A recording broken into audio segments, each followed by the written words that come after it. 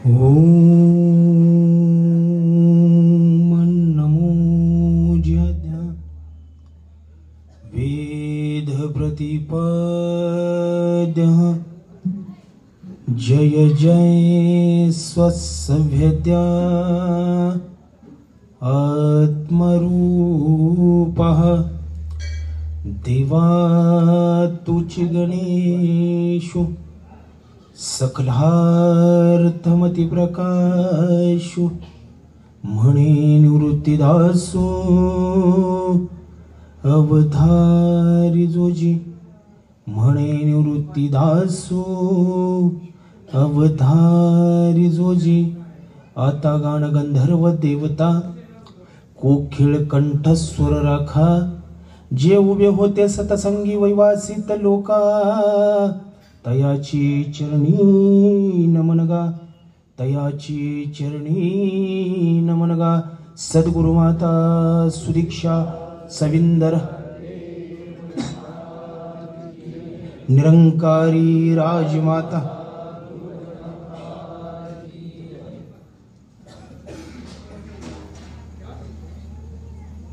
या गावातील सर्व ग्रामस्थांच्या चरणावरती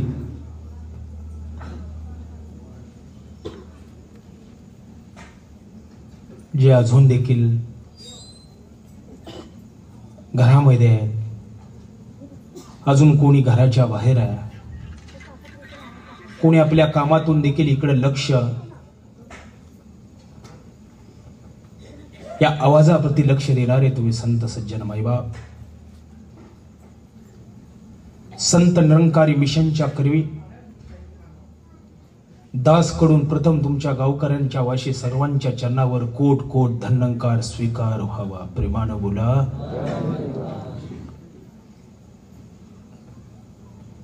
सगळीच गावं परमार्थिक नसतात आणि परमार्थिक गावं हे गाव देखील नसतात. काही वेळापासून गावाविषयीचं कौतुक सांगणारे सज्जन महात्मा आपल्या गावची वैभवाविषयी बोलणारे हे संत सज्जन महात्मा म्हणाले की या गावातला तरुण जिथं नाव लौकिक या गावाचं केलंय या कुस्ती क्षेत्रामध्ये. कुस्तीमध्ये 2 टप्पे असतात महाराज.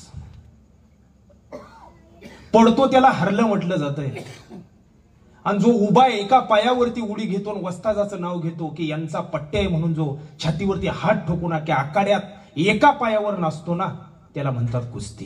प्रेमानं बोला. बाबांनो मला एक सांगायचं, अभिमानानं ज्याच्या जवळ कुस्ती शिकला ना नाव घ्यायची गरज भासत नाही, आपोआप हृदयातनं नाव येतं. कारण का ते कुस्तीचं ज्ञान त्या वस्तादानं दिलं म्हणून उभ्या आखाड्यात एवढ्या माणसांमध्ये एका पायावरती उडी घेतो तो म्हणतो अमुक अमक्याचा पट्टा आणि त्या गावाचं नाव उज्ज्वल करतो. बाबांनो मला एक सांगा, नुसत्या कुस्तीचं ज्ञान दिलं तर मुखामध्ये आपोआप वस्तादाचं नाव येतं. या देहरूपी वस्तादाचा देहरूपी या जगाचा वस्ताद महाराज तो बाप देव आहे. त्या वस्तादाचं नाव किती वेळा मुखामध्ये यावं. म्हणून संत सज्जन महात्मा मगापासून त्या गोष्टीची तुम्हाला भेट करण्याचा प्रयत्न करतायत. मला सगळ्या गोष्टींचं ज्ञान आहे पण ज्या परमात्मा विषयी ज्या देवाविषयी संत सज्जन महात्मा म्हणतात ते देवाचं ज्ञान नाही आहे. की ज्या देवाचं ज्ञान नाहीये, देवाची यात्रा मला पाहायला भेटते, देवाचं मंदिर मला पाहायला भेटतंय, देवाचा उत्सव मला पाहायला भेटतोय पण मला देव कधीच पाहायला भेटला नाही. म्हणून आमचे जनार्दन स्वामी वसंतगडकर आपल्या अभंगातून एकदा म्हणाले होते, ऐशियांचा पदर धरा ज्याने देव येईल घरा, त्या पदराचे धनी संत साधू ऋषी मुनी, ऐशी ज्याने केली करणी दास जनार्दन त्यांच्या चरणी, ऐशियांचा पदर धरा ज्याने देव येईल घरा. प्रेमानं बोला. महाराज म्हणले अशांचाच पदर धर की त्याने देव घरी येईल. देव घरी येईल. म्हटले देव येतो का? देव कुणाच्या घरी आलाय का? आता तुम्हाला एक प्रश्न विचारतो, हात वर करायचे. कुणाला वाटतं देवाला बघावं? कुणालाच वाटत नाही. बघू भेटेल तेव्हा भेटेल. प्रेमानं बोला. म्हणजे याचा अर्थ आहे की तुम्हाला वाटतं तुमच्या सुखा आनंदामध्ये, तुमच्या या निज संसारामध्ये देवानं आपल्या घरी यावं. बरं कुणाला वाटतंय देवाला आपण बघावं? तुम्ही सगळ्यांनी हात वर केले. कुणाला वाटतंय देवानं आपल्या घरी यावं?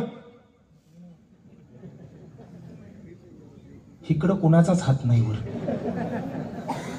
त्यांना पक्का माहित आहे कोटाण्यात पडायच नको. होय बी नाही, नाही पण नाही. महाराज म्हणायचे कुणाला वाटतंय देवाला बघावं? त्यांनी सर्वांनी हात वर केले. कुणाला वाटतंय देवाने आपल्या घरी यावं? हे देखील तुम्हाला मान्य झालं. आता माझा तिसरा प्रश्न आहे की तुम्ही दोन गोष्टी मान्य केल्या की तुम्हाला वाटतंय देवाला बघावं, तुम्हाला वाटतंय देवानं आपल्या घरी यावं. आता माझा तिसरा प्रश्न आहे, कुणाला वाटतंय देवाच्या घरी आपण लवकर जावं? तो का आजीचा हात वर आहे, कंटाळली या, लवकर घेऊन चल. प्रेमानं बोला. आणि काय नाही अर्धेच केले. मस्त रोज महाराज म्हणतोय पण कुठून येतोय हो? पण महाराज म्हणाले जिथं भय वाटतं ना, जिथं तुम्हाला भीती वाटते ना, देवाच्या घरी जाणं म्हणजे चौघांच्या खांद्यावरती जाणं हे नाही. जिथून येणं तिथं जाणं म्हणजे देवाच्या घरी जाणं. मी कुठून आलो, मला काय या गोष्टीचं ज्ञान आहे? या गोष्टीचं ज्ञानच नाहीये की मी आलो कुठून, मला जायचंय कुठं, या गोष्टीचं ज्ञान नसल्यामुळं संत साधू ऋषीमुनी ह्याच गोष्टीचा महाराज आम्हाला विचार करण्याची गोष्ट लावतात की बाबा रे हाच विचार कर. कुठला विचार कर? क्षणोक्षणी हाची करावा विचार, तरावया पार भवसिंधू, नाशिवंत देह जाणार सकळ आयुष्य खातो काळ सावधान. संत समागमी धरावी आवडी करावी तातडी परमार्थाची, तुका म्हणे लोकीच्या व्यवहार नका डोळे दुरी भरून राहू. क्षणोक्षणी हाची करावा विचार, तरावया पार भवसिंधू. म्हणजे बाबा देवाच्या घरी जाणं म्हणजे चौघांच्या खांद्यावरनं जाणं हे काय बरोबर नाही. मला सांगा, एखाद्या मुलीचं लग्न झालं, मुलीला सोडायला लग्नाला अख्खं गाव जातो. मुलीचं लग्न लावायला अख्खं गाव जातं, पण मुलगी आता पहिल्यांदाच त्या गावात चालले नवऱ्याबरोबर. आता नवऱ्याबरोबर चालले, पण परत तिच्या आईबापाच्या घरी तिला यायचं आहे. कुणाचा आधार घ्यायची गरज नाही. ती एकटी जरी आली तरी ती वडिलाच्या घरी ना आपल्याच गावात बरोबर येणार आहे. तसं म्हटले जिथून आलाय म्हणजे ज्याने जन्मास घातले, ज्यानं ज्या परमात्म्याला जन्माला घातलाय त्या गोष्टीचं ज्ञान नाही. म्हणून महाराज अजून देव कळला नाही, नव्हे तर परमार्थ सुद्धा कळला नाही. प्रेमानं बोला. ज्ञानोबा एका ठिकाणी म्हणतात का दरवी जैसे केले रिगोनी नाना रसे, का चव स्वादासी नेनोनी जी. महाराज म्हणतात दरवी म्हणजे काय आहे? पळी. आपण भाजी घेतो ना, घरामध्ये भाजी करतोय, वरण करतोय, अनेको भाज्या करतोय, त्या पळी त्याला काय म्हणतात? तुमच्याकडे काय म्हणतात? नाही, ज्याच्यात पळी ठेवता वरण कशात करता? नीट सगळ्यांचं एकमत करून बोला. लबाडा अजिबात बोलायचं नाही.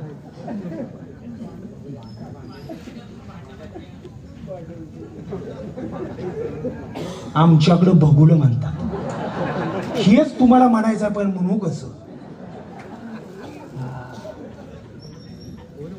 पण संत न बोलणाऱ्याला बोलकी करणारी जात म्हणजे संताची. गुंगे से भी गीत गवाना सबकी वस की बात नाही. मुख्याला देखील बोलत करणारे हे संत असतात. ज्ञानोबा म्हणतात जसं भगुल तो शब्द चुकीचा आहे, ते बहुगुण आहे. सांगतो की पुढचं, आज सोडत नाही तुम्हाला. बापू तुम्ही पण घड्याळ बघू नका. 23ला आपण बजेट मध्ये करू.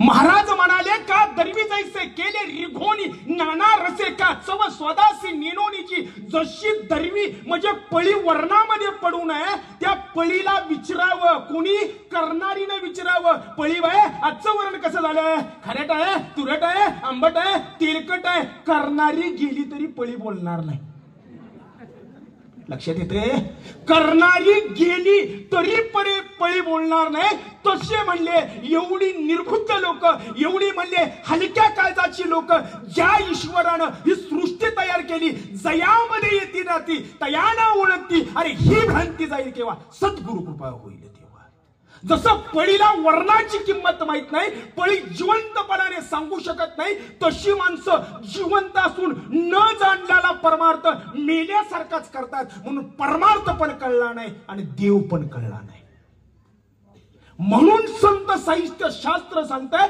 की बाबा रे जाणा करा कल्याण ऐसी सांगती वेदानी पुराण म्हणले जाणा ह्या गोष्टीचा विचार कर की या गोष्टीचा विचार कर की मला ते जाणलं पाहिजे जाणतेन गुरुभजीचे म्हणजे जाणते आणि तरी देव नावाच्या देवप्राप्तीचा विचार करावा म्हणजे का हो आमच्याकडे सगळं आहे ताकद आहे अभ्यास आहे पैसा आहे अनेक मित्र परिवार आहे आणि तुम्ही या गोष्टीचं ज्ञान घ्या म्हणता देव जीवनामध्ये प्राप्त करा म्हणता हे काय वेगळं आहे म्हणले बाबा रे तुझ्याकडे सगळं आहे तू धनवान आहे बलवान आहे विद्वान आहे मान्य आहे पण म्हणले एका गोष्टीचा विचार कर रात्री झोपलेलं तुझ्या लक्षात राहतंय झोपायचं कसं ते लक्षात राहतंय उठवायचं कोण हे तुझ्या लक्षात राहत नाही प्रेमानं बोला अहो महाराज रात्री झोपणं लक्षात आहे सकाळी माझे डोळे उघडतोय कोण आणि नाही जर महाराज जो रात्री झोपलाय तो तसाच झोपला ना दारात हलगी वाजल्याशिवाय राहणार नाही मला एक सांगायचं आहे जीवनामध्ये देवाची किंमत किती आहे म्हणले महाराज वासुदेव करी तो फेरा वाड्यात बाहेराणी त्वरा कोणीतरी दान पुण्य करा नाहीतर जातो माघारा म्हणजे जाणा कोण श्वासांची शृंखला चालवतोय 1 मिनिट नाक बंद करा तोंड बंद करा मग देव कळेल तुम्ही बलवाना धनवाना विद्वाना काही असा पण देवाचं ज्ञान कशासाठी यासाठी मी कोण कुठली चाराव महाराज म्हणाले माझं मुळात या पृथ्वी लोकामध्ये येणं कशासाठी आहे की निव्वळ आणि निव्वळ परमात्म्याची प्राप्ती करण्यासाठी म्हटले महाराज देव प्राप्तीसाठी हो म्हटले देव प्राप्त होईल का नाही होणार देव प्राप्त म्हणजे आम्ही सगळ्या गोष्टी करतोय पण कधी हे देवाचं आम्हाला कधीच कळलं नाही हो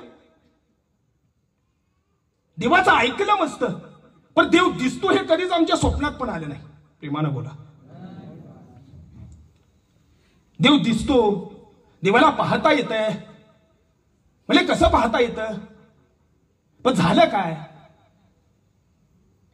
जे चांगलं आहे ते लोकांना कडू वाटायला लागलं जे कडू आहे ते लोकांना गोड वाटायला लागलं विषयाचा पडिपाडू गोड परमार्थ लागी कडू चांगलं आहे ते लोकांना कडू वाटायला लागलं आणि जे कडू आहे ते लोकांना वाईट वाटायला लागलं पूर्वी काळची एक माझ्या संदर्भातली एक घडलेली गोष्ट आहे की म्हटलं जी गोष्ट आहे ना मला माझा एक मित्र म्हणाला की यावर्षी आम्ही यात्रेला येतोय अजिबात सबब सांगायची नाही तू माझ्या बरोबर पिक्चरला जायचं नाही कधी बघितला नाही म्हणजे रोजच तुझी सत्संग आहे रोजच तुझे कार्यक्रम आहेत रोजच तुझं कीर्तन आहे या वर्षी माझ्या बरोबर आम्ही मुंबईवरून येतोय माझ्या बरोबर तू मला पिक्चरला चालायचं बाबा येईन म्हटलं जाईन म्हणजे तुझं मन धरणी करण्यासाठी येतो पिक्चरला गेलो त्याचे 20 माझे 20 एकूण खर्च 40 रुपये आला थिएटरची तिकीट काढली पिक्चर चालू झाल्यानंतर पिक्चर मध्यांतरावरती आल्यानंतर पिक्चर ऐन रंगात आला प्रेमानं बोला पिक्चर ऐन रंगात आलेला काही वेळानं त्या पिक्चर मध्ये असं दाखवण्यात आलं की जिच्या आधारे पिक्चर चाललेला होता, जिनं सगळ्यांची मनं जिंकलेली होती, कारण का एखाद्याचं वाक्य देखील एखाद्याचं मन जिंकून जातं, एखाद्याचं रूप देखील एखाद्याला खेचून आणतं, कारण का कथेची सामुग्री देह अवसानावरी महाराज म्हणाले. कथा देखील एखाद्याला देह अवसानात ठेवत नाही. एखाद्याचं बोलणं देखील एवढं महाराज मन वेधवून घेतं ना, तसं म्हणले त्या कथेनं एवढं लोकांना वेधवून घेतलं होतं. आणि काही वेळानं जिच्या आधारे पिक्चर चालला तिचं घर जाळण्यात आलं. माझ्या पाठीमागच्या शीटवरून रडलेल्याचा आवाज आला. काही लेडीज, काही माता बहिणी पिक्चर बघायला बसलेले होते, जोर जोरात रडायला लागल्या. मी म्हटलं कोण रडतंय? मोबाईलची बॅटरी चालू केली तरी काही माता बहिणी, 5-6 माता बहिणी रडत होत्या.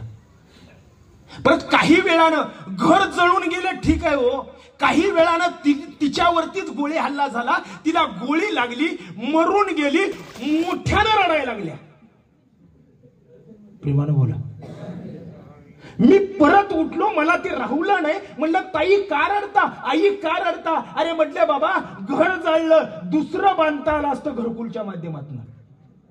घर जाळलं, दुसरं घेता आलं असतं, दुसरं बांधता आलं असतं, पण तिलाच संपवलं. आता म्हणले तिचं कसं काय? अरे मी म्हणलं ताई तो पिक्चर आहे, ताई तो पिक्चर आहे, बघताय, आनंद घ्यायचा, ते खरं काय नसतं. तरी पण त्या रडायच्या काही थांबत नाही. आणि काही वेळानं खरंच तिला घोषित केलं की हिला खरंच गोळी लागून ही खरंच मरून गेली. ज्याच्या बरोबर आलोय शिकलेलं इंजिनियर, तेच रडायला लागलं. आता म्हणलं फार घोटाळा झाला. काही वेळापूर्वी त्यांना समजवत होतो, आता ज्याच्या बरोबर आलोय त्याला समजवायची बारी आली. म्हणलं तुला काही झालं? म्हणले बाबा आज कळलं महाराज, लोकांना मन नावाची गोष्ट नसते. म्हणले कसल्याच वेदना नाहीत, कसलेच तुला म्हणले दुःखच होत नाही. म्हणले घर जाळलं तिथपर्यंत ठीक आहे, पण तिला मारून टाकायची गरज काय होती? पिक्चर संपला, गाडीवरती बसलो, आता निघायची तयारी आहे, तरी पण माझ्या खांद्यावरती हात टाकलाय. मी गाडी चालवतोय आणि माझ्या खांद्यावरती हात टाकलेला तो माझा शिकलेला सवरलेला मित्र म्हणतोय, म्हणले बाबू घर जाळलं तिथपर्यंत काय नाही वाटलं, पण तिला नव्हतं मारायला पाहिजे होतं. माझी सटकली, मी गाडी माघारी फिरवली. एका शिकलेल्या इंजिनियर मित्राची त्या पिक्चर विषयीची शंका मला दूर करायची होती. थिएटर मालकाची परवानगी घेतली. म्हटलं शेठ आम्हाला 2 मिनिटं तुमच्या थिएटर मधल्या सगळ्या लाईट लावा आणि माझ्या मित्राची एक शंका आहे, त्या शंकेचं निरसन मला करायचं आहे, जरा थिएटर उघडा, मला आतमध्ये जाऊ द्या. आतमध्ये गेल्यानंतर म्हटलं, त्याला विचारलं मी, याच पडद्यावरती बघितला? हो म्हणले याच पडद्यावरती बघितलं. आपण कुठं बसलो होतो? त्या शीटवरती बसलो होतो. म्हणलं याच पडद्यावरती. तू गोळी हल्ला बघितलास? म्हणलं कुठं पडद्याला होल पडलं का? नाही म्हणला. कुठं म्हणले जाळपोळ एवढी झाली, कुठं पडदा जळला का? नाही म्हटला. बरं मला सांग, जिच्यासाठी मगापासून रडतोय ती कुठं पडलेली दिसते का? बघितलं महाराज त्यानं, जे बघितलं होतं ते पण बघितलं. प्रेमानं बोला.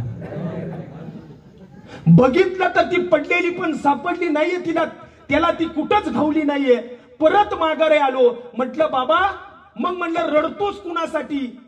तू ज्याच्यासाठी रडतो ना तिचं घर जळलं, पडदा कुठं जळला नाही, एवढ्या गोळी हल्ला झाला, कुठं पडद्याला होल पडला नाही, जी गेली तिच्यासाठी रडतोय, ती पण तुला कुठं सापडली नाही, रडतोय कुणासाठी? एक ऐक म्हटलं, आपण तिकीट काढून किती आलोय? तुझे 20 आणि माझे 20, एकूण रुपये 40. एकूण रुपये 40. मला सांग, ती रडायला आणि मरायला 5 लाख घेते आणि तू पहिल्यांदाच मी बावलट बघितलंय 20 रुपयात येऊन रडतेस. म्हणजे मला हे कळत नाही, मला सगळ्या गोष्टी कळतात, पण सत्य काय आणि असत्य काय याचा निवाडा न झाल्यामुळे अज्ञान वाढलंय. प्रेमानं बोला. महाराज म्हणाले दूध पवित्र आणि गोड पाशे त्वचेच्या पदराड अविरून गोचिड अशुद्ध काय होती. अहो गायच्या कासेमध्ये आतमध्ये महाराज आतमध्ये दूध आहे, पण गोचडाला काय वाटतंय मी चिकटलोय दूध पितोय. अजिबात नाही. तसं माणसाला वाटतंय मी परमार्थिक आहे, मी भजन पूजन करतोय, मी वारीला जातोय, मी परमार्थिक आहे. अजिबात ज्ञानोबारांचा सरळ सरळ याच्यावरती विरोध आहे. तू जे म्हणतोय ना मी पवित्र परमार्थ दूध पितोय, अजिबात नाही, अशुद्ध रक्तच पितोय. प्रेमानं बोला. मी नाही सांगत, मिशन नाही सांगत, ज्ञान्यांच्या दुरंदर योग्यांच्या रूपावर महावैष्णव श्रीमंत ज्ञानेश्वर महाराज म्हणतायत तुम्ही व्रत नेमू ना करावी, तीर्था सिगा ना जावे, दूरी केळी ना भजावे. तीर्था सिगा गाडव तीर्थी नहाला, कडू दूध या माकला गुळा जैसा. म्हणजे तुम्ही तीर्थाला जाऊ नका, तुम्ही व्रत नेमू करू नका. अहो ज्याचा लागला तपास कशाला धरावा उपास. प्रेमानं बोला. लोक सहज म्हणले, परवा माझं कीर्तन होतं, म्हणले महाराज आज एकादश आहे, आज एकादश आहे. अहो 10 दिवसातला एक प्राप्त झाला त्याचीच एकादश घडली हो. तो परमात्मा जीवनामध्ये गुरुकृपेने आला. आणि मग संत शास्त्र एवढं आम्हाला कटू भाषेत सांगताय तरी पण माणसं जागी होत नाही, माझा मूडपणा जात नाही. म्हणून यासाठी महाराज म्हणाले परत परत परत. आता ज्ञानोबा सांगायला नाहीत, परत तुकोबाराय सांगायला नाहीत, परत महाराज संत सावतामाळी सांगायला नाहीत, परत महाराज अनेको संत सांगायला नाहीत, पण परत अवतार तुम्हा धरा या कारण उदरहा या जन जडजीवा, जडजीवांचा उद्धार करायला सद्गुरूचा हा अवतार त्रिवाळ होतच असतो. आणि तो अवतार आज निरंकारी माता सद्गुरूंच्या कृपा अवतारामध्ये झालाय. त्यांच्या कृपेनं आज आमच्या जीवनाचं कल्याण करून घ्यायचं आहे. जे साधू संतांचं सांगणं आहे, साधू संतांचं म्हणणं आहे, नेमकं जे वर्म सांगितलंय साधू संतांनी की परमात्मा जाणा, देव जाणा. आणि मग जीवनामध्ये परमात्मा महाराज म्हणाले पाहता येतोय. अहो महाराजांनी प्रत्येकाच्या दारावरती जाऊन आवाज द्यावा, देव घ्या फुका, देव घ्या फुका, न लागे रुका मूल काही. देव फुकट घ्या म्हणाले, फुकट घ्या. फुकट देतोय. आजकाल कोण कुणाला काय फुकट देतो. प्रेमानं बोला.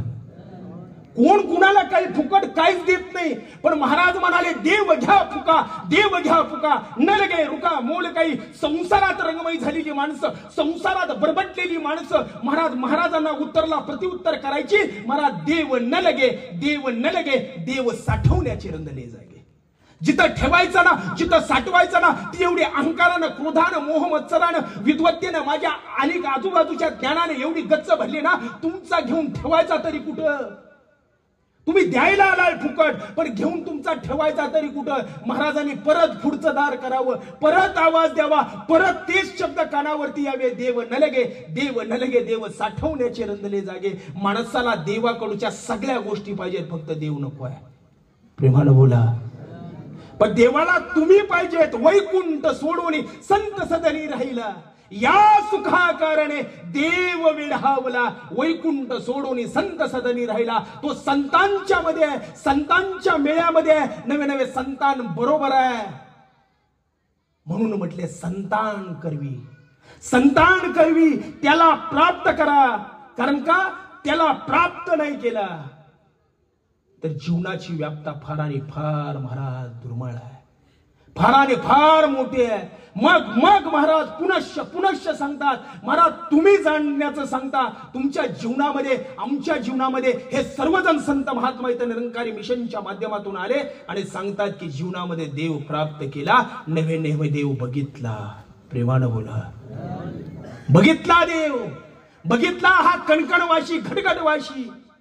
कारण का रंग नहीं, रूप नहीं, नहीं वर्ण छाया, निराकार निर्गुण तूच रघुराया, मै गुलाम मै गुलाम तेरा. म्हणले बघितला रे, हा राजाच सुकुमार वदनाचा पुतळा जीवनामध्ये प्राप्त झाला. म्हणले रंग नाही, रूप नाही, तो परमात्मा सद्गुरूच्या एका इशाऱ्यामध्ये दिसला की जो परमात्मा साधू संत महापुरुषांनी लिखित लिहून ठेवला की तोच परमात्मा सद्गुरूच्या कृपेने दिसतोय. बघितला हो म्हटले महाराज, बघितला.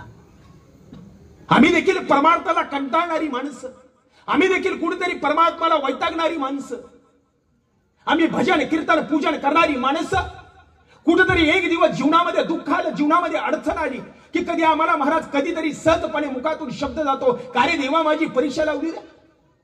ती तुमची परीक्षा नाहीये. अनेक साधू संत माईबापांची परीक्षा देखील झाली, पण कधी होते? अंतकरणाची शुद्धी ज्यावेळेस सद्गुरूंच्याकडून होते ना, त्यावेळेस ती परीक्षा होत नाही, ती कृपाच होते. प्रेमानं बोला. अंतकरण शुद्ध पाहिजे. अंतकरण मलिन असेल ना, जीवनामध्ये कुठलीच हा जगाचा बाप महाराज बसू शकत नाही. महाराज तर म्हणतात माझा हृदय सद्गुरु जाणे तारीला हा संसार. माझ्या हृदयात सद्गुरूचं स्थान आहे, पण अंतकरणाची शुद्धी पाहिजे महाराज. मी एक सांगू तुम्हाला, अहो साधं आपलं घर स्वच्छ नसेल तर आपण नीट बसत नाही. बर जेवण घर, किचन घर जर महाराज खराब असेल तर आपण जेवायला बसत नाही. बाथरूम जर स्वच्छ नसेल तर माझ्यासारखा तुसाड जीव आंघोळ देखील करत नाही. मला सांगा, नुसतं किचन घर स्वयंपाक घर खराब असेल तर जेवायला बसत नाही. अंतकरण जर मलिन असलं तर जगाचा बाप तरी कसा बसेल? हृदय बंदी खाना केला आत विठ्ठल कोंडीला. उगीच म्हणाल्या नाही, म्हणजे कोंडला आणि कसा कोंडला? प्रेमाच्या फासात अडकवला. प्रेमानं बोला. गळा बांधून यावर, म्हणजे गळ्यात दोर बांधलाय, आता हलणार नाही. का गॅरंटी आली? एका राजाची मुलगी आहे, का गॅरंटी आली तिला जाणार नाही ग? तिला कळला, परमात्मा कळला. विवेकाची विट आत्मा पंढरीराव, जे ते देव ठसावला. मग म्हटले परमात्मा त्या गुरुपासून पाहता येतो, आणि मग अशांचा पदर धरला की जिथं अंतरंगाची शुद्धता आहे. अंतरंग शुद्ध होतं आणि निव्वळ परमात्म्याचा वास त्या अंतरंगामध्ये होतो, आणि तेच आज कार्य करण्याचं काम संत नंकारी विषय करत आहे. की बाबानो, हा रोकडा सौदा आहे. आज तुम्हाला देवाच्या कथा कीर्तनाच्या गोष्टी संत सज्जन महात्मा सांगायला आलेले आहेत, देव द्यायला आलेत. अहो देवासारखी गोष्ट, एकदा देव घरी आला की कुणाला तुम्हाला हात पसरायचा आहे? हो प्रेमानं बोला.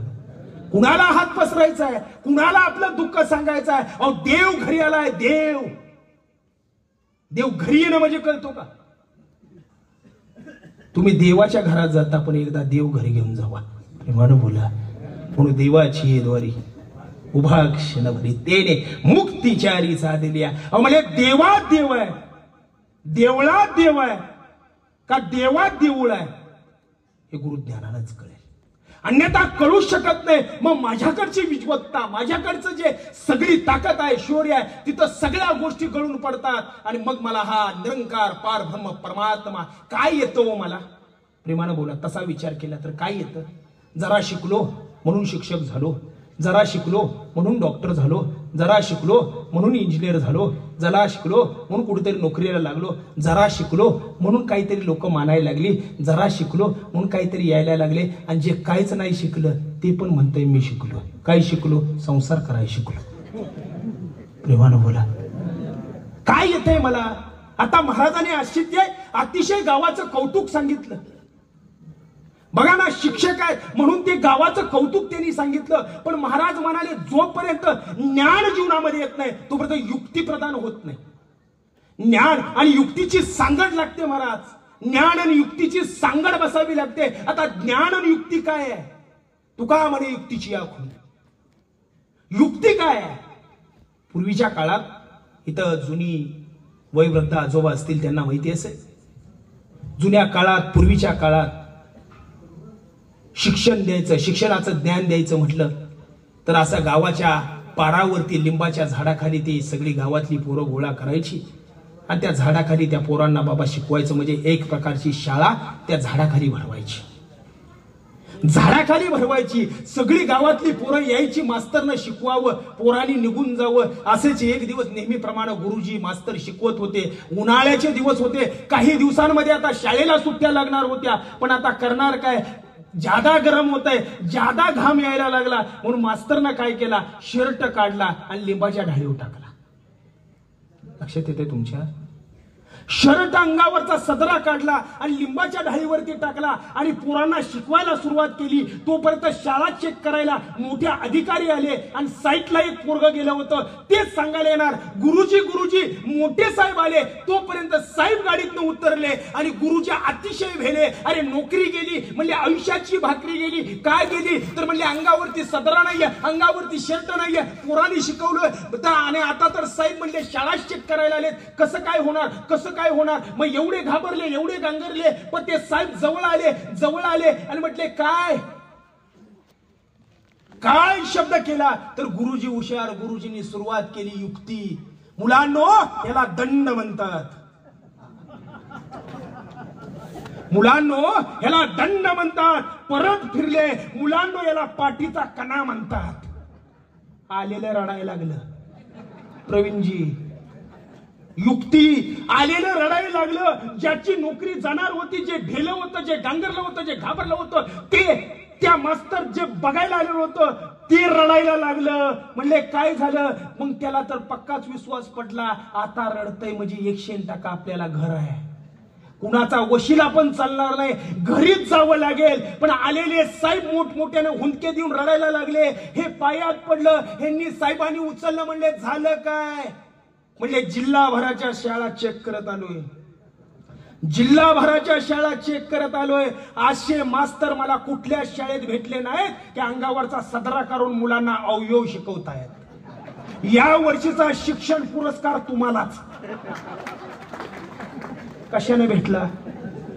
युक्ती. मग ज्ञान काय करतं. देह बुद्धीचा निश्चय जाणती ढळेना, तया हे ज्ञान कल्पांती कळेना. तुम्ही बुद्धीला परमार्थ कराल, बुद्धीला कळाय जाईल, नाही कळणार. देव चतुर चतुर तो शिरोमणी. चांगल्यांच्या हाताला लागला नाही, तुमच्या कुठला लागणार आहे. प्रेमानं बोला. हा चांगल्याच्या, अरे योगिया दुर्लभ म्हणाले तो मेळा देखील असाच. चांगल्याच्या हाताला लागला नाही, हा एवढा चतुर आहे. आणि तुमच्या आमच्या हाताला लागेलच कसा, पण लागेल कधी. सद्गुरूची होईल कृपा. आणि आज तो योग आहे की तो सामर्थ्यवान सद्गुरू आज तुमच्या गावामध्ये आलाय, देव द्यायला आलाय. देवाचं सांगाय नाही आलो महाराज. प्रेमानं बोला. जसा दंड ठोकून पैलवानानं कुस्ती करावी आणि एकच मनामध्ये असतं की माझ्या वस्तादाचं, माझ्या गावचं नाव व्हावं. या जीवनाचा वस्ताच कोण आहे. आज पाहिल्याशिवाय जाऊ नका, आज पाहिल्याशिवाय जाऊ नका. आणि मग म्हणा की जीवनामध्ये महाराज मला असा सांगायला कोणच आलं नव्हतं, असं सांगायला मला कोणच आलं नव्हतं, असं बोलायला मला कोणच आलं नव्हतं. अहो किती विद्वत्ता असते, किती महाराज लोकांच्याकडे कला कौशल्य असतं. काही नाही, परमात्म्या पुढे सगळं शून्य आहे. एक देव आहे खरा, माया अटिला पसारा. यानच सगळे अवतार धरलेत. याच कधीतरी कृष्ण झालाय, हाच कधीतरी विठ्ठल झालाय, हाच राम झालाय. कभी राम बनके कभी श्याम बनके चले आना प्रभुजी चले आना. अरे कधी कधी हा राम बनून आला, कधी कृष्ण बनून आला, हा सगळ्या रूपांमध्ये आला. पण रूपामध्ये आपण दडलो महाराज. पण रूपाच्या लावण्य नेहली चित्रवृत्ती. म्हणून म्हणले यानं बघा, पाहता येतो, त्याला पाहता येतो. हे डोळे भरून पाहता येतात. पण कधी पाहता येतात. गुरुची कृपा झाल्याशिवाय नाहीये. गुरुची कृपा व्हायला लागते. गुरुची कृपा होईल कशी. ज्यावेळेस आम्ही या अशा गोष्टी ऐकू, सत्संगाच्या माध्यमातून ऐकू, की आपल्याला खरंच वाटेल. आणि परमार्थात नाही. मी रोज सांगतो बापू, गुरुभक्तीची झीट पाहिजे. प्रेमानं बोला. गुरुभक्तीची झीट असल्याशिवाय माणूस फिट होत नाही. गुरुभक्तीची झीट पाहिजे, देव पाहायची झीट पाहिजे. आणि झीटचं तुम्हाला झीट ती पूर्णत्वाला नेणार एकमात्र व्यासपीठ महाराष्ट्राच्या धर्तीवर नाही, उभ्या जगतामध्ये एकमात्र व्यासपीठ राहिले ते संत निरंकारी मिशन. संत निरंकारी मिशन. बाकीचे पंत, बाकीचे ग्रंथ समय गवाए बातों में, और ये निरंकारी माताजी परमात्मा दिखाए दो हाथों में. एवढा फरक आहे. फक्त देव नावाची गोष्ट जर कोण देत असेल तर तो सद्गुरू देऊ शकतो, अन्यथा कोणीही देऊ शकत नाहीये. या भ्रामक कल्पना, या भ्रामक गोष्टी या डोक्यातून काढून टाका. महाराज तुम्ही एवढं सांगितलं, महाराज तुम्ही एवढं सांगितलं, जीवनामध्ये परमात्मा भेटेल. म्हटले भेटेल. पण परमात्मा जीवनामध्ये येईल. तुकोबारांच्या आला. तुकोबाराने रोज रोज रोज आळवणी करावी. गंगा आणि भागीरथी 2 मुली तुकोबारांच्या. काही जीवन अंगा खाद्यावरती खेळावं गंगा आणि भागीरथीनी महाराजांच्या. आपण उगीच म्हणत नाही आम्ही वैकुंठ वाशी आलो याच कारणाशी बोली जे जे ऋषी 7 भव्य वर्तावया. किंवा आम्ही जातो आमच्या गावा आमचा राम राम घ्यावा. तुकोबारायांनी 2 सुंदर मुलींना जन्म दिला. प्रपंच नीट चालला होता, पण इथं उलट आहे. जे देवासाठी रोज तरसतंय त्याला देव भेटत नाही, आणि ज्याची देवाविषयी नफरत आहे त्याची गाठ घेतल्याशिवाय राहत नाही. प्रेमानं बोला. म्हणजे कसं आहे, एक जण सूरजची रानात मेहनत करत होतं, नांगरत होतं, बैल उन्हात चालवत होतं, आणि एक तुमच्यासारखा प्रवीणजी सारखा ज्ञानी माणूस आला आणि म्हणाला, काय लगा खोळ्यासारखा करतोय, आता पावसाळा चालू होईल, बैलाला काहीतरी शेड बांध, बैलाला पत्र्याचं शेड कर, म्हणजे बैल पावसापासून शेडमध्ये राहील. त्यानं विचार परफेक्ट केला, नक्की आहे या बैलावर कष्ट करतोय, म्हणलं एक ना एक दिवस शेड बांधलं पाहिजे, बैल पावसाळ्यात भिजली नाहीत पाहिजे. म्हणून त्यानं काय केलं, पक्का विचार केला, यावर्षी शेड बांधायचं, यावर्षी शेड बांधायचं. त्यानं काय केला, घरी आला, बैल इकला आणि शेड बांधलं. आता द्या लक्ष, देह गेल्यानंतर देव आहे का हो? देह गेल्यानंतर देव आहे का? अहो, अल्प आयुष्य मानव देह शतगणिले ते अर्धरात्र खाय, मध्ये बालत्व पिला रोग शय काय भजनाश उरले ते पाहे का? बालपणी गेले नेता, तरुणपणी विषयी व्यथा, म्हातारपणी प्रवर्तन चिंता भजन करतो कवा? कधी करणार शरण, कधी जाणार विधाताला शरण, कधी करणार परमात्म्याची प्राप्ती? मग उद्या एखादा गेला की रात्री एवढा आवाज चाललेला होता, देवाला बघा, देवाला बघा, का बघितलं नाही? म्हणले बघावं लागेल, पाहता यावं की मी कोण, माझं देवाचं नातं काय हे प्राप्त करून घ्यावं लागेल. मग महाराज रोज ज्या देवाला हाक मारायचे, तो देव महाराजांच्या कधी स्वप्नात पण आला नाही. प्रेमानं बोला. महाराजांनी रोज डोंगरावरती जावं, भंडाऱ्याच्या डोंगरावरती जावं, महाराजांनी बसावं, विठ्ठलाची मनोभावे भजन करावं, पूजन करावं. आणि जिजाऊ अवलियाई साहेबांनी रोज महाराजांना भाकरी घेऊन जावं, कारण का तिथे माती बोलत होती हो. पण महाराजांचा पत्ता येवे आज कुठल्या गावाला आहे? प्रेमानं बोला. तसंच तिथं पण महाराजांचं कळत होतं आज कुठल्या डोंगरावरती आहे, काहीच कळत नव्हतं. मातीला सांगावं, जिजाना कान लावा हो मातीला, त्यातून विठ्ठल विठ्ठल आवाज यावा. मग ती निश्चित जागा करावी, ती निश्चित वाट करावी की या वाटेवर या डोंगरावरती आपले महाराज आहेत. भाकरी घेऊन रोज जायच्या. एक दिवस भंडाऱ्याच्या डोंगरावर जाताना, आता डोंगर चढणार तोपर्यंत पायात असा मोठा काटा घुसला. काटा महाराज मंसार भागामध्ये घुसला. अरे मेंदवापर्यंत कळ आली. आई म्हणून खाली बसल्या. एवढा मोठा काटा, टणक काटा घुसला. पाय धरला, मांडी घालून खाली बसल्या. तो पाय ज्या पायात काटा मोडला तो पाय हातात धरला. अरे म्हणले आई काटा मोडला, काटा मोडला. डोळ्यातून अश्रू यायला लागले. महाराज ते अश्रू जगाच्या बापाला सन्नाहीत झाले. जिजाऊ आई साहेबांच्या पायात काटा मोडलेला पंढरीश्वर परमात्मा पांडुरंग परमात्म्याला सण झालं नाही. वीट आहे आणि त्याच्यावरती अवीट आहे. विठेवरचा अवीट खाली आलं, लहान मुलाचं रूप घेतलं आणि जिजाऊ आई साहेबांना म्हणताय, पंढरीचा पांडुरंग म्हणतोय आई मी काटा काढू का? आई साहेबांनी म्हणाले अरे बारकाय, छोटाय, कुणाचा आहे, तुला जमेल का काटा काढायला? कोण कुणाला म्हणताय? जिजाऊ आई साहेब म्हणतायत अरे तुला जमेल का काटा काढायला? ते जगाचा बाप देव म्हणतोय भल्या भल्याचा काढलाय. प्रेमानं बोला. भल्या भल्याचा काढलाय. हा काटा कायच माझ्या पुढे नाही. अहो मी तुम्हाला परत सांगेन की सक्क पोरग जरी असलं, काटा मोडला ना, आई जरी सख्खी असली, बाप जरी सक्का असला, तर स्वतःचा थुका महाराज असा याच्यावरती घेतय, बोटावरती घेतय, काटा मोडलेली जागा साफ करतय आणि मग काटा काढताय. पण माझ्या जगाच्या नायकानं, जगाच्या बापानं महाराज बोटावरती थुका नाही घेतला. जिभेनं पाय जिजाऊ आई साहेबांचा चाटला आणि काटा काढला आणि जाताना सहज आपलं लटकं रूप दाखवलं की मी कोण आहे. लांब जाऊन दाखवलं. तिथं पण शिवीच आली, हिथं पण काळ्या इट्या आलास आणि माझ्या पायाला हात लावून गेलास. म्हणले येण्याचं काहीच कारण नव्हतं, पण म्हणले माझा महाराजांना आज काय खाल्लास. माझ्या आज महाराजांनी काय खाल्लं असतं मला सांगा ना. ज्यांची सेवा आपण करतोय तो परमार्थात आहे, त्याला कधी भेटला नाही, पण जिनं सेवा केली ना तिच्याला पहिल्यांदा दर्शन दिलं. महाराजांचा असा परमार्थिक जीवन महाराज चालू झालं. मग महाराजांनी पूर्णपणे, आणि जिजाऊ आईसाहेब या हलक्या बापाची मुलगी नव्हत्या, पुण्याची, ज्यांची 2 नंबरला महाराज या महाराष्ट्रामध्ये श्रीमंताच्या यादीमध्ये नंबर लागायचा, त्या आप्पाजी गुळव्यांची मुलगी जिजाऊ आईसाहेब होत्या. प्रेमानं बोला. आप्पाजी गुळव्यांची मुलगी जिजाऊ आईसाहेब होत्या. आप्पाजी गुळवे त्या नंबरला महाराष्ट्राच्या यादीमध्ये 2 नंबरला पैसेवाल्यांच्या त्यांचा नंबर लागायचा. त्यांची मुलगी जिजाऊ आईसाहेब 168 दाशा जिजाऊ आईसाहेबांच्या माग पुढे करायला होत्या. 168. आणि आता इकडे काय, मोडके ते छप्परवर वाकळाच्या शेजार. छप्पर मोडकाय पण म्हणले आनंदी आहे, खुश आहे. का तर म्हणले देव प्राप्त आहे. प्रेमानं बोला.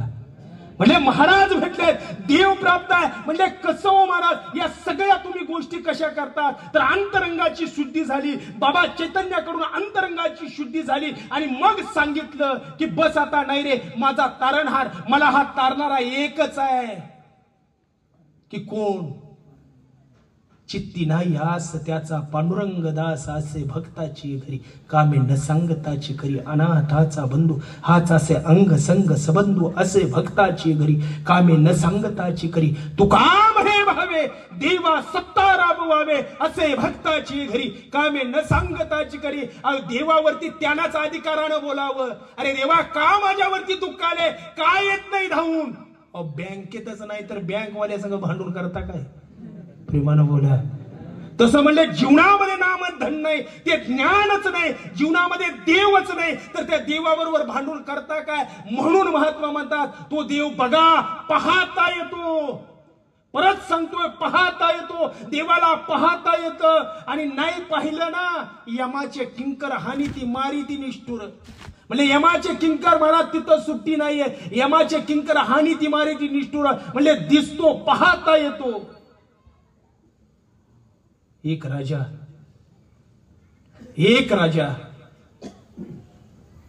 आपल्या नगरीतून प्रस्थान करणार आहे. शिपाई पोलीसवाल्यांनी सगळ्यांनी रस्ता रोखून धरला. इकडची माणसं इकडे नाहीत, इकडची माणसं इकडे नाहीत. राजांची जोपर्यंत स्वारी जात नाही तोपर्यंत इकडची माणसं इकडे येऊ शकत नाही, इकडची माणसं तिकडे जाऊ शकत नाही. आणि तोपर्यंत एक रस्ता क्रॉस करायचा आंधळ्यानं प्रयत्न केला की ज्याला दिसत नाही, जन्मताच आंधळा आहे.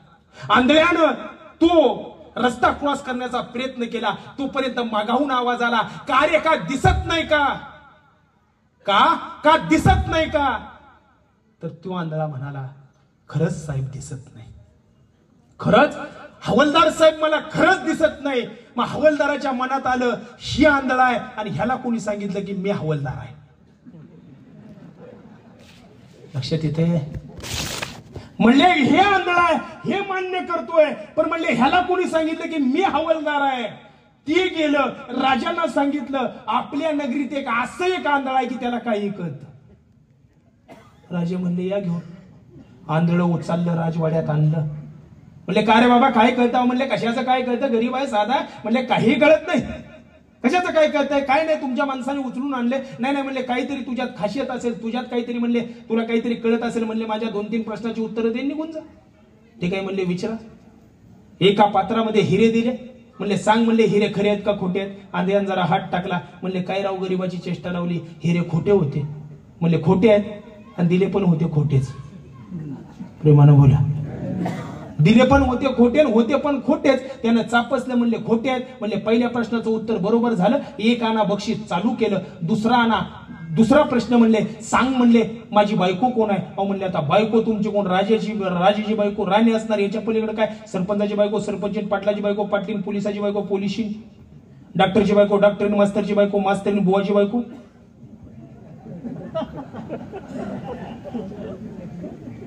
हे सगळे समाजानं पदव्या लावलेले. म्हणजे तुमचं काय राजाची बायको राणी असणार, याच्या पलीकडे काय नाही. तरी पण सांग म्हणले कोण असेल म्हटल्यानंतर म्हणले 2 आणा बक्षीस चालू करतो. 2 आणा बक्षीस चालू करतो. सांग म्हणले. मग आंधळे देखील म्हणलं जावा राणी सरकारला पाणी घेऊन यायला लावा. मग चांदीच्या ट्रे मध्ये महाराज तो ग्लास पाण्याचा भरून राणी सरकार आल्या आणि आंधळ देखील ताणलेलं होतं, पाणी पिलं आणि म्हणले राजन मारायचं नाही, वैतागायचं नाही, मला कुठली शिक्षा करायची नाही. का म्हणले सांगू का तुमची बायको कोण आहे? पडदिशी आंधळ म्हणलं एका वेशीची मुलगी आहे. तळ पायाची आग मस्तकाला गेली. म्हणले एका राजाची राणी कुठे एका वेशीची मुलगी होत असते का? म्हणले ऐक म्हणले नाही. म्हणले विश्वास नसला विचारून या. विचारून गेला. म्हणलं एवढ्या रागाच्या क्रोधामध्ये राजा राजवाड्यात राणी सरकारांच्या गेला. त्या राणी सरकारांच्या महालात गेला. म्हणले कसं काय? हो म्हणले खरंच माझी आई वेश्या होती. प्रेमानं बोला. नर्तिका वेश्या होती. म्हणले हे कसं काय? परत राजा महाराज जो एवढा महाराज रागावलेला राजा परत येऊन आंधळ्यापाशी बसला. आंधळ म्हणलं कसं काय? म्हणले बरोबर आहे. म्हणले ह्या प्रश्नाचं उत्तर प्रेमानं बोला. म्हणजे या पण प्रश्नाचं बरोबर उत्तर आहे. म्हणले तिसरा प्रश्न म्हणले जाऊ दे की आता. म्हणले बस खाली. मोठ्या नावात टाकला की मोठ्या माणसानं नावात टाकला की बारक्यानं खाली बसावं लागते. मोठ्या नावात टाकला बस खाली म्हटल्यानंतर आंधळा बसलं. म्हणजे तिसऱ्या प्रश्नाचं उत्तर दे मी कोण आहे? म्हणले तुम्ही राजन आहात. याच्या पलीकडे काय आहे? म्हणले तुम्ही राजन आहात. म्हणले राजा नाही तरी पण सांग कोण आहे? म्हणले 3 आणा बक्षीस चालू करतो, 4 आणा तुला बक्षीस देतो, पण म्हणले सांग मी कोण आहे? पडदिशा आंधळ म्हणलं तुम्ही एका भिकाऱ्याचे नातू आहे. आता म्हणला मी राजा आहे, भिकाऱ्याचा नातूचा काय संबंध? म्हणले विश्वास नसला विचारून या. ते विचारायला कर्म धर्म संयोगानं वडील आजोबा पंजोबा जिवंत होते. गेले. विचारलं आपली पूर्वीची परिस्थिती काय? तर राजांनी आजोबांनी सांगितलं स्वप्नात घावं असं घावलंय हे सगळं. हे आपलं साम्राज्य नाहीये. स्वप्नात धन जसं घावं तसं हे सगळं घावलंय. खरंच तो म्हणतोय ते खरं आहे. परत राजा आला आणि आंधळ्याजवळ मांडी घालूनच बसला. म्हणले काय झालं? म्हणले हे पण खरं आहे. म्हणले जाऊ का मी? म्हणले बस खाली. म्हणले जाऊ दे की आता सगळे प्रश्न झाले. मी म्हणले अनुमान टाकतोय, अनुमान प्रमाण टाकतोय आणि ते खरं होतंय. अनुमान प्रमाण टाकतोय आणि ते खरं होत आहे. म्हणले मला काही माहित नाही, सहज बोलतोय आणि ते खरं होत आहे. अनुमान टाकून आंधळ. म्हणले जाऊ का? बस. म्हणले जाता जाता एकच सांग, तुला एवढा आमचा बायोडाटा दिला कुणी? एवढं सांगन मग जा. प्रेमानं बोला.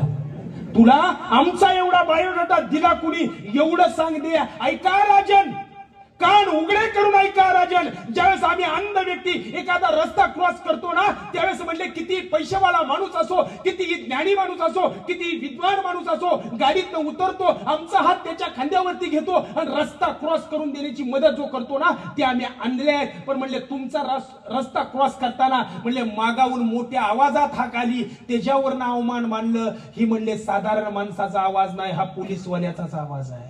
म्हणून म्हणलो हवालदार साहेब खरंच दिसत नाही. हे पहिल्या प्रश्नाचं उत्तर. दुसरा प्रश्न, माझी बायको एका वेश्याची मुलगी कशी आहे? आणि वेश्या हा शब्द माई बापानो वारकरी संप्रदाय असेल, तुम्हाला कठू जात असेल ऐकायला, ऐका त्याचं प्रमाण. वेश्या हा शब्द या व्यासपीठावरून यासाठी वापरतोय कारण का एका वेश्याची मुलगी भक्ती करून धन्य झाली. कानो पातला देवानं मंदिरात जागा दिली. म्हणे चोकोबा शेजारी होय नामदेव पायरी, धनी मलाही दाखवाना विठू रायाची पंढरी. म्हणून वेश्या ही परमार्थात श्रेष्ठ ठरली. या महाराष्ट्राची भक्ती आहे. तुम्हाला लवकर कळत नाही का वाजवायचं? त्याचं पण ज्ञान लागतंय प्रवीणजी. उजवा डाव्यावर कधी जातो कळत नाही. म्हणजे ऐका राजन, एका वेश्येची मुलगी यासाठी म्हणालो. कुलवाण घरातली स्त्री, घरंदाज घरातली स्त्री, एका राजन घरातली स्त्री साजूक हत्तीच्या पावलाने येते, हरणीच्या पावलाने नाजूक पावलाने निघून जाते. ही छुनछुन करत आली, छुनछुन करत गेली. त्याच्यावर अनुमान बांधले. तुम्ही एका भिकाऱ्याचे नातो, ही अवमान कसं काय? एवढं सांग जा. म्हणजे तुझं बक्षीस घेऊन जा. मला सांगा म्हटले राजन, माझ्यासारखा आज तुम्हाला एवढा हुशार माणूस भेटलाय. सांगायचं आहे अजून. मी दिसाय लवंगी आहे पण वाजाय आटोंबा माय. म्हणून बापू आठवडा काय जाऊन देना बोलवूनच घेतो. गुरुकृपा ही कला नाही, होता त्यांची कृपा. माझ्या आवड्या विना हे बोलत सखा भगवंत वाचत. म्हणजे माझ्यासारखा एवढा हुशार तुला माणूस घाऊन म्हणले 5दा घावा अशी द्यायला पाहिजे होती. कशी? अशी. जशी बापून दिली प्रेमानं बोला. 5-10 गावं अशी द्यायला पाहिजे. उगीच म्हणला भिकाऱ्यासारखा एक आणा द्यायला लागलाय. त्याच्यावर मला अनुमान मांडलं तूच नाही तुझं खानदान भिकाऱ्याचं असावं. या जागेवरती परमार्थ एक आंधळा अनुमान टाकतोय तर त्याचं खरं होत आहे. मग ज्ञानेश्वर महाराज म्हणले या डोळ्याने देव बघतोय त्याचा अनुमान का सत्य होत नाही. देव दिसतो हे अनुमान नाही, हा सिद्धांत आहे. परमात्म्याला पाहता येतं की जो जली स्थळी काष्टी पाषाणी हाच परमात्मा त्रिभुवनी की जो ज्ञानोबाने बघितला तुकोबाने बघितला इथं बसणाऱ्याने बघितला तोच परमात्मा द्यायला संत निरंकारी मिशन आलंय की बाकीचं काही द्यायला आलं नाही. अहो 80 वर्षाची म्हातारी आरशेच्या दुकानात गेली आरशेच्या आणि आरशेवाल्याला म्हणाली आरसा दे बाबा. आरशेवाल्यानं 2-3 आरशे दाखवले. म्हणले हा 20 रुपयाला आहे, हा 25 रुपयाला आहे, हा 100 रुपयाला आहे. म्हातारीने जरा नजर टाकली. म्हणले हा 100ला आहे, 25ला आहे, हा 20ला आहे. भानगड काय? म्हणले आमच्या काळात 5 रुपयाला मिळायचं आणि तोंड पण चांगलं दिसायचं. म्हातारी काय म्हणते? आमच्या काळात 5 रुपयाला मिळायचं आणि तोंड पण चांगलं दिसायचं. म्हणले एवढी कुठं किंमत असते का? त्यावेळेस आरशेवाला म्हणाला त्या काळात 5 रुपयाला मिळायचा. त्यावेळेस म्हातारी आजी तुमचा चेहरा पण तितकाच चांगला होता. आता तुम्हाला मी 300चा आरसा दिला तरी चुरकू त्या आरसा घालवणार नाही. तसं बाबांनो जे तुमच्या भोवती बुद्धीवरती जे अज्ञान लोपलंय ना लोपले ज्ञान जे की आता इथे नेणती कोण नाही, तुम्हाला उद्धार करायला कोण राहिलं नाही. हा अवतार आलाय सद्गुरू माताजींच्या रूपात. तो अवतार आलाय की तो तुमचा उद्धार करणार आहे. उलटी इथं सगळे गावकरी आला, तुम्ही सगळेजण ऐकतात. एक दया करा, कृपा करा. आज तो जगाचा बाप बघून घ्या. आज मला हा चालवतोय बोलवतोय, माझ्या श्वासांची शृंखला कोण वाढवतो. एकदा त्या परमात्म्याचं दर्शन करा आणि मग कृतार्थ जीवन जगा. नाहीतर होतं कसं महाराज? एवढं महाराज एवढं सगळं केलं तरी पण लोक म्हणतात आम्हाला काही कळलंच नाही. प्रेमानं बोला, आम्हाला काही कळलंच नाही. कारण का एक सांगेन, माझा मित्र नवीन शिक्षक झाला, 2 वर्ष मुंबईला सर्व्हिस केली. बापानं गावाला बोलवून घेतला, लग्नाचा बेत केला. शिक्षक असल्यामुळं मुलगी पण लगेच भेटली. लग्न झालं. मुंबईला त्या मुलीला घेऊन गेला. 10x10ची रूम होती. संसार चालू झाला. 1 आठवडा झालं, 2 आठवडा झालं, महिना झाला. बरं त्या महिन्यात एक येऊ का नको त्यांच्यात पाहुणा. बरं पाहुणा मुंबईच्या वस्तीला किती तासाचा? 1 तासाचा. पाहुणा आलेले 2 तासाचा. पाहुणा आलेले 3 तासाचा. लय जवळचा असला एका रात्रीचा. प्रेमानं बोला, मोठ्यानं बोला. आले संपत. माझ्या पण ध्यानात आलंय तुमचं. मला तर लय लांब जायचं आहे महाराज. म्हणजे एका रात्रीचा जवळ असला तर एका रात्रीचा ठीक आहे बाबा. पण पावणा 1 तास झालं, 2 तास झालं, 3 तास झाले, 12 तास झाले, 24 तास झाले, 36 तास झाले, 1 दिवस उजळून गेला, 2 दिवस उजळून गेले, अरे 3 दिवस झाले. पावणा काही जागा सोडायला मागत नाही. पण हल्लीच्या पोरी हुशार. आमचे मित्र कामावरून शाळेतून घरी आले, कॉलरला धरलं, हॉलमधून किचनमध्ये ओढलं. म्हणजे काय का झालं? म्हणजे पावणा जर घालवायचा असला तर मी राहते, नाही तर मी चालले. तर म्हणले वैताग बिनकामाचा झालाय बाबा. बरं पाहुणा जवळ जा तरी कसं म्हणायचं? आता आलाय तर जा कसं? आता म्हणले काय करा, तुमच्या ज्यानं घालवायचा होत नाही, माझा आहे का? आता म्हणले बोला, तुम्हीच आमचे गुरु ना, आम्ही तुमचे शिल्पतुर. म्हणले बोला आता काय बोलायचं. किचन रूम मध्ये दोघांची चर्चा चालू झाली. आज म्हणले तुम्ही नुसतं करायचं मला मारल्यागत, मी करते जोरात रडल्यागत. कार्यक्रम लगेच चालू करायचा. पाहुणा निवांतपणे पेपर वाचत बसलाय. महाराज तिनं केलं रडल्यागत, ह्यानं केलं मारल्यागत. जोरात असा गोंधळ चालू झाला. किचनची भांडी हॉलमध्ये आली, हॉलची भांडी रस्त्यावर झाली. विचित्र असं वातावरण पसरलं. आजूबाजूची लोक गोळा झाली. राजा राणीचा संसार होता, सुखाने राहणारी जोडी होती आणि यांच्यात भांडण लागण्यासारखं झालं काय? एवढं सांगाय दम लागतो. यांच्यात भांडण लागण्यासारखं झालं का म्हणून गर्दी झाली. अशी तुडुंब अशी गर्दी झाली. आतल्या पाहुण्यानं बाहेरची गर्दी बघितली. म्हणला या जर गर्दीत आपण घावलो तर काय खरं नाही. त्यानं गर्दीला बगल देत पिशवी काकुटीत मारून निघून गेलं. गर्दी देखील फोपावली. गर्दी देखील शांत झाली. परत महाराज दोघांनी देखील हॉलचा दरवाजा लावला आणि एकमेकांना कौतुकाने विचारतायत. नवरा म्हणतोय बायकोला, नवरा बायकोला, तू ग कसं केलं रडल्यागत? आणि ती म्हणते तुम्ही व कसं केलं मारल्यागत? अतिशय संवाद रंगला. परत बायको म्हणते एवढी स्वयंपाकात चुकले, एवढी प्रपंच करताना चुकले, तुम्ही व कसं केलं आज मला मारल्यागत, मी पण कसं केलं रडल्यागत. संवाद चालू आहे. तो म्हणतोय मी केलं कसं तुला मारल्यागत, ती म्हणते मी पण कसं केलं रडल्यागत. दारावरची बेल वाजते तरी मागं बघितलं नाही, तरी नवरा म्हणतोय तू ग कसं केलं रडल्यागत. बायको म्हणते तुम्ही व कसं केलं मारल्यागत. आणि कडी काढली आणि तरी पण म्हणतात, बायको म्हणतात तुम्ही केलं कसं मला मारल्यागत. ती म्हणते उलट झालं का, मग काय ऐकताय. तरीच अवधान ऐकले दिजे मग सर्व सुखाशी पात्र होईल. हे प्रतिज्ञा उत्तर माझे उघड आहे का अर्जुना. म्हणजे जिथं बसलाय ना देहबुद्धी साईडला काढून बस.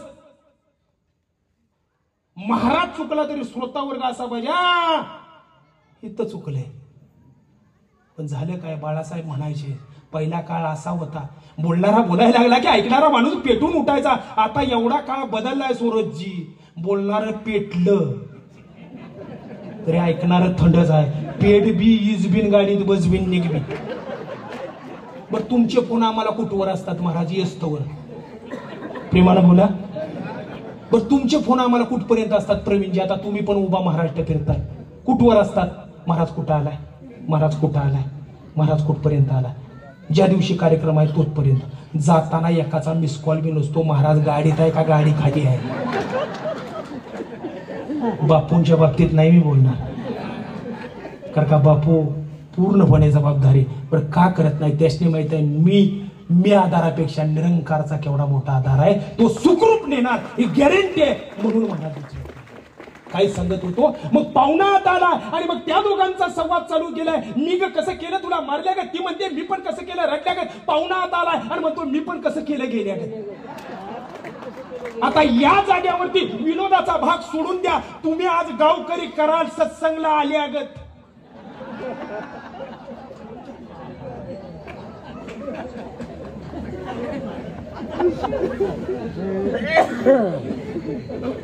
तुम्ही आज नुसतं करायला आल्यागत.